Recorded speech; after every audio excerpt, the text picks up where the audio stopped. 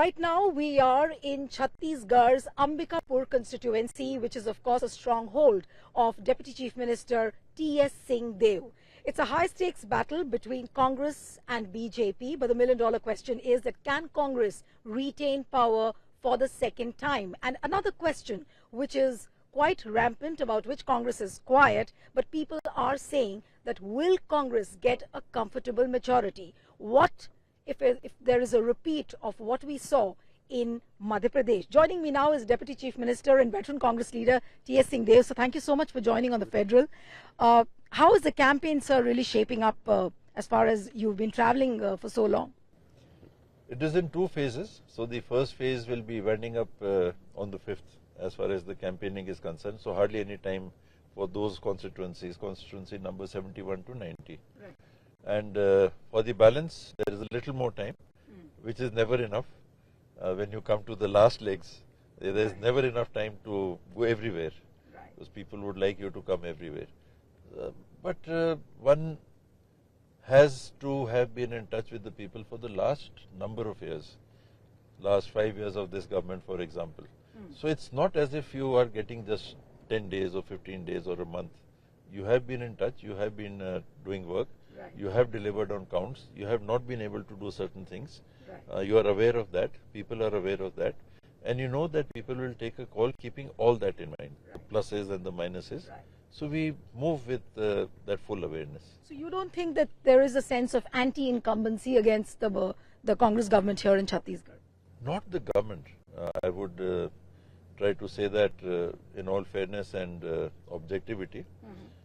I also had my small survey done for 45 seats. Oh, that's interesting. And you're talking about the North Chhattisgarh, the Sarguja region. Entire Chhattisgarh, parts of entire Chhattisgarh. For example, I pick and chose. There was no need, I thought, to have a survey done in Bhupesh Baghil's seat. Right. A waste of money. Okay, all right. So, keeping the budget in mind too. And in all the 45 constituencies, there was one common factor, that with the government, there was a fairly high degree of satisfaction. With the candidates, it was up and down. Right.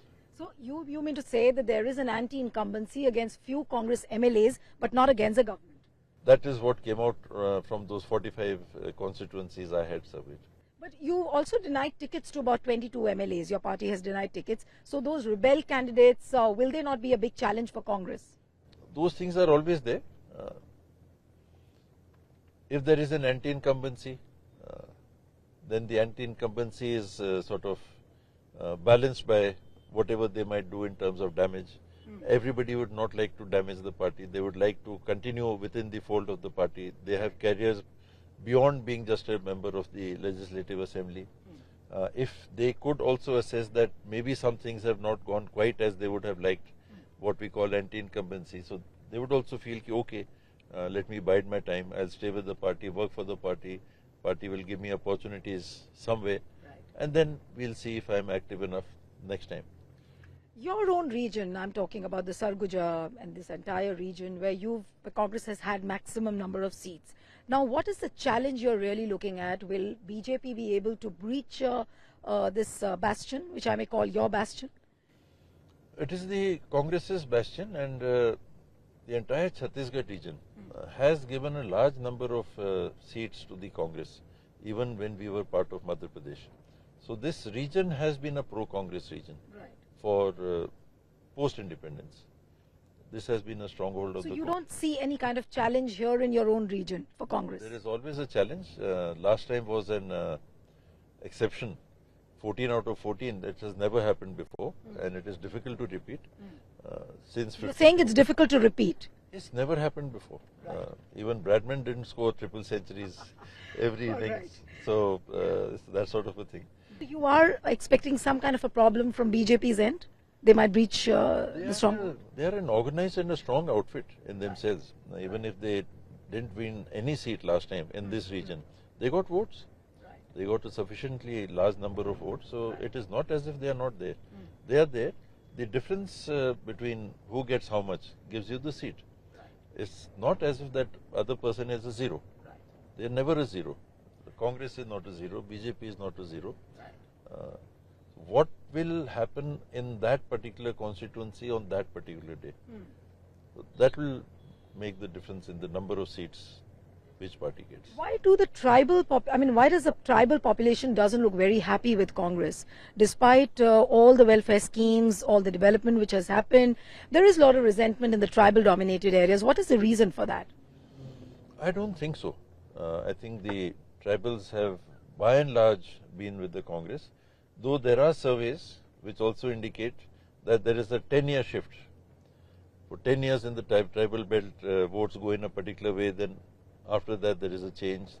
Political analysts feel that, you know, the tribals feel left out by Congress. And many of them have said that, you know, they feel as if, you know, their voice has not been heard the way they had expected.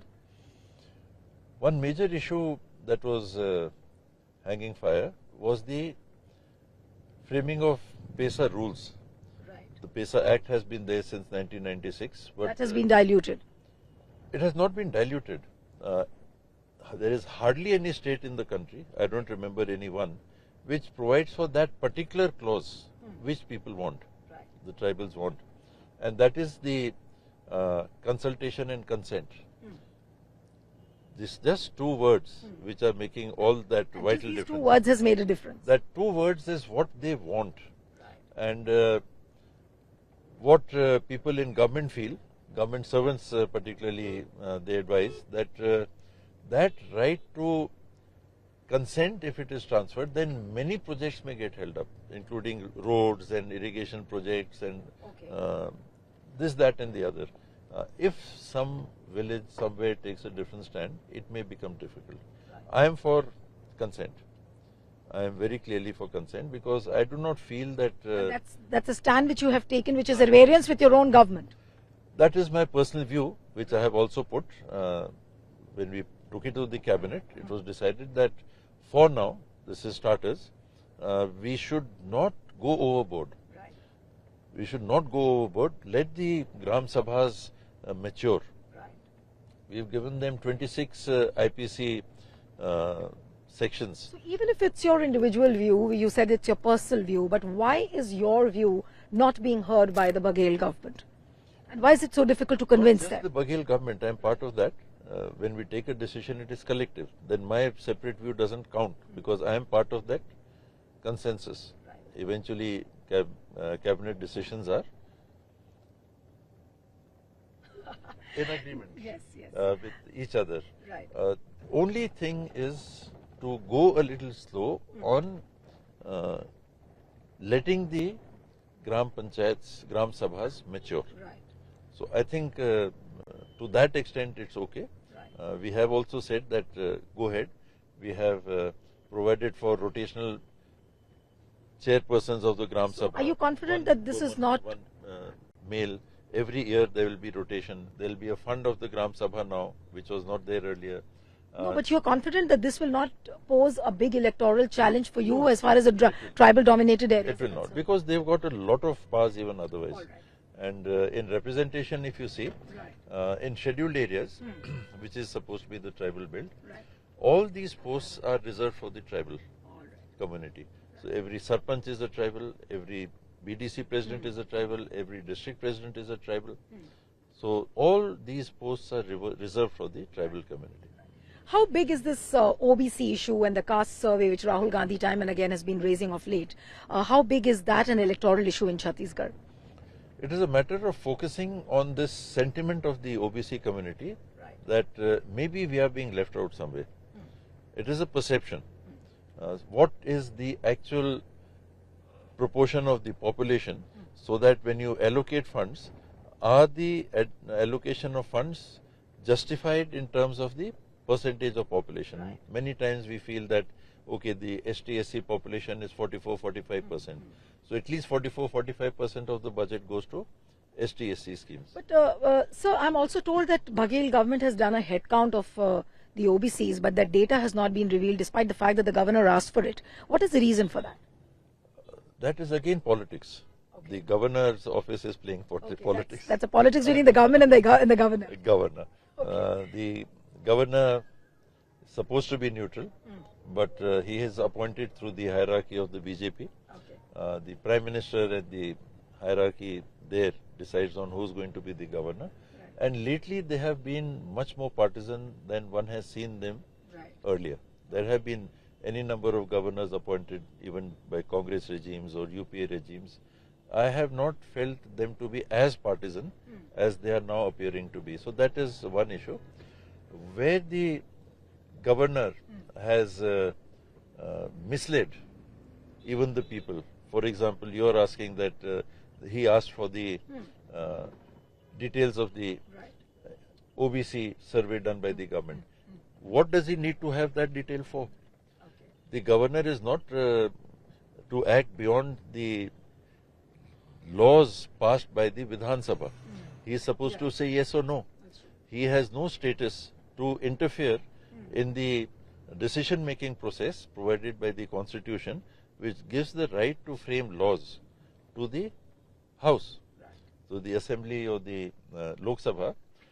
The right they have is to differ. If they do not agree, they send it back.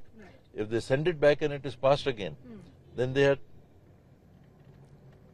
deemed to need to pass it. So that is where the politics is being played. The BJP members are also part of this Vidhan Sabha, and this particular reservation issue was passed unanimously. So there it was unanimously to show everybody we are on board. But when it went to the governor, then politics. So of course that's a political game. But I'm going to come back to a very, very crucial question, and that is the question on Hindutva. Now there is a feeling, and I've been like traveling in Chhattisgarh for the last 2-3 days, and the sense which I got, and that is that, you know, BJP's Hindutva is completely chipped away, and that has been chipped away very successfully by Congress. They are devoid of their cow, they are devoid of their Ram politics. That entire narrative has been taken away by Congress. Now, do you endorse this Hindutva agenda, even if it's a soft Hindutva, not almost on the similar lines of what BJP does, but you endorse this agenda by Congress? Rather than an agenda, I think it is correction of perception. The perception that was studiously built by the BJP and the RSS was that Congress is a secular party. Secularism means they are not religious. And also appeasement of minorities. They have first started with appeasement of minorities, then shifted to challenging secularism, entire base of secularism, and saying that secularism means being non-religious. Whereas I have grown up to this good ripe old age, not very old yet in terms of being reasonably active, as knowing that secularism means the right for each religion to propagate its tenets. So that, for a time, the BJP successfully managed to bring into the perception, public perception, that, oh, they are somehow anti-religion. I was speaking to a few BJP leaders, and it wouldn't be fair to take the names, but they said कि कांग्रेस ने हमारी गाय चुरा ली, हमारा गोबर चुरा लिया, हमारा राम चुरा लिया. This is you know, the kind of statement which comes from them, and I'm talking about the BJP leaders. They tried it with Gandhi ji and Sardar Patel and other things. So, in today's world, where the reach of information has become so deep. Earlier there were newspapers. So there was a extent to which newspapers would go. Then TV came. Widened. Reach widened considerably. Now social media has come in, and it is there in every pocket. So but you don't think that Congress is overdoing it, erecting statues of Lord Ram, then of course developing the Ram circuit through Ram Path Gaman, that entire tourist circuit. So is Congress overdoing this just to counter BJP's narrative? If Gujarat can have the tallest statue of Sardar Patel, who is the person who banned the RSS? All right. Interesting. Who banned the RSS? And he is on record as having certain views regarding the RSS. And if that can be done, this is nothing. This is nothing. And this is promoting tourism, which may be called religious tourism. And it may have that perception that only one party is not there to talk about religion. No, but what is the kind of impact it has on the Christian and the minority population, and especially the Muslims? I've heard that there is a Christian group which has been formed and they feel left out completely because their voice has not been heard. So what is this, I mean, what is the kind of impact it has on the minority population? And will it vote for Congress? In Bastar region, outfits of the RSS and those associated with the BJP have for the past couple of years been doing a very nasty campaign of not allowing burial of Christian community death. Those who have passed away, they are having the burials externed and saying we will not allow you to even bury your dead in your private land, let alone be a cemetery. So this Hindutva agenda and anti-minoritism and polarization attempt to polarize the population between the minority and the majority for obvious political gains, they have been doing this, and their members of the Christian community have been feeling insecure. So they are looking to the government to ensure that the law is upheld, and whoever is going beyond the tenets of the law, he must be punished. So there it is a thin line where if you take action, then majoritarianism, dekho, he is doing the, it becomes in the political field tight rope walk. Yet the government has been clear that action must be taken as per provisions of the law. Last 2-3 questions more and then I'll wind up the interview. There is a feeling that this election is all about the Bhupesh Baghel government. It's all about the achievements which Bhupesh Baghel has worked for. Now, is this election only about Bhupesh Baghel and not about the Congress's hand symbol? What is your feeling? We had a meeting on the 28th of June in Delhi, 24 Akbar Road. I don't know. I'm aware of that, yes. And there the decision that was taken was that, as we did last time, the campaign will be on the platform of a joint leadership, and we have a chief minister today. He'll be leading the team. So the issue has always been, and the facts have always been, that the cabinet has been working, the Congress has been working, and it has been headed by a chief minister. You have publicity. In the field of publicity, a name may get more prominent. So that impression is created that... But you don't feel that Baghel has grown bigger than the Congress in Chhattisgarh? No, I think he would be very cautious and careful of that also. He would not want to do that. If he is doing something as the chief minister, it's okay. That's an impression in many quarters. The India team wins.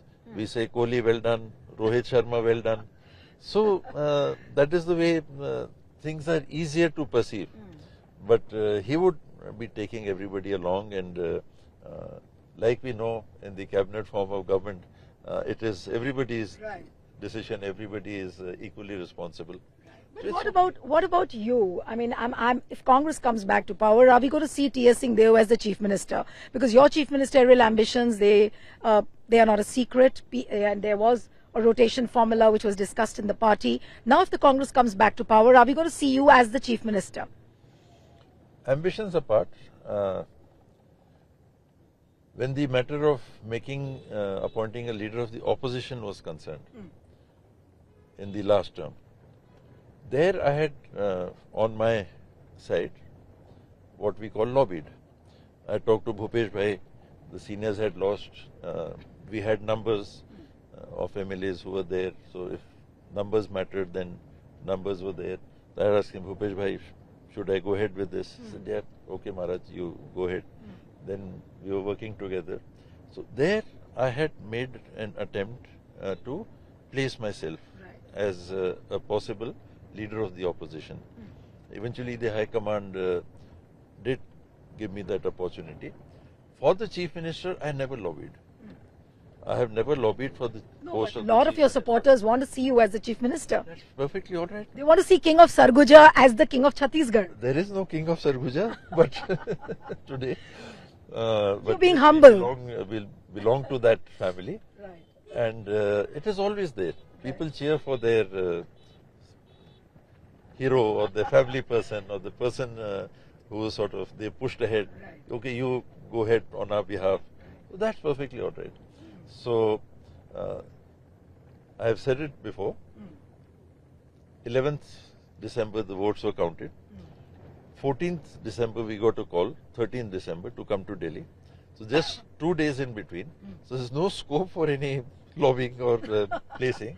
And 4 of us were called.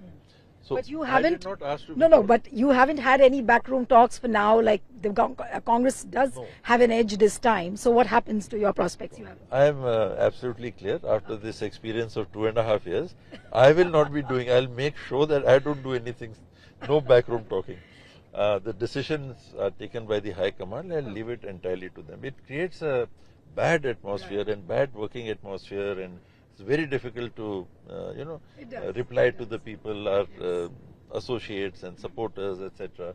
100 calls a day. What is happening? When are you taking over? So it leaves a bad taste. I will never.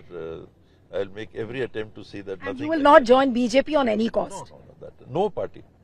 No other party. But there was a feeling that you were in talks with some BJP leaders, and people had started saying in Delhi that apparently you were on the verge of joining BJP.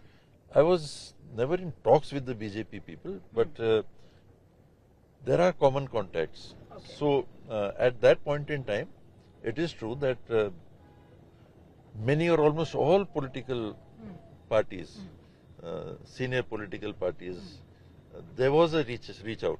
Okay. And whenever I went to share tea, I always said before, you see, I will not be leaving the Congress, and if I'm still welcome for the tea or dinner. So you don't have a problem having tea with the BJP leaders? No, with anybody. If I'm invited, I feel that the decent thing to do is to, yes, say yes, but if there are undercurrents, then I'm very uncomfortable in misleading people. So I like to be very clear, and then you enjoy that tea. One last question, that how many seats are you expecting this time, according to the surveys which have happened, and you yourself have done a survey. So I'm talking about the 90 seats. How many seats to Congress? Not less than 2/3. If below that, I would be personally disappointed, because I genuinely feel that in this shortest span of 5 years, the government has actually done a lot. But what if it the number limits to about 53 or 55? So that's still going to have a Congress government. You don't fear an Operation Lotus, what happened in Madhya Pradesh in 2018? So the Swachh hands are the ones who in whose palms the lotus is there. They are the paragons of virtue. And so you are not scared of the Congress MLAs who could become sitting ducks in the hands of the BJP? No, I tend not to be scared. Sir, another which is of course an important issue, that how big is the Modi factor in Chhattisgarh? In national elections, parliament elections, he becomes a factor. He has a charisma. He's been able to make a presence. He's been able to captivate the mind of the voter to an extent. But in state elections, he will be a presence, an attraction, a star, maybe even a superstar, but for a different field. He is from the national field. This is a state election where he will not be participating in the next 5 years. People are saying that Bhupesh Baghel is bigger than Narendra Modi in Chhattisgarh. I wouldn't like to say anything on that. All right. So I wish you all the best. Thank you so much. So this is Neelu Vyas signing off with camera person Lokesh from Ambikapur. Thank you.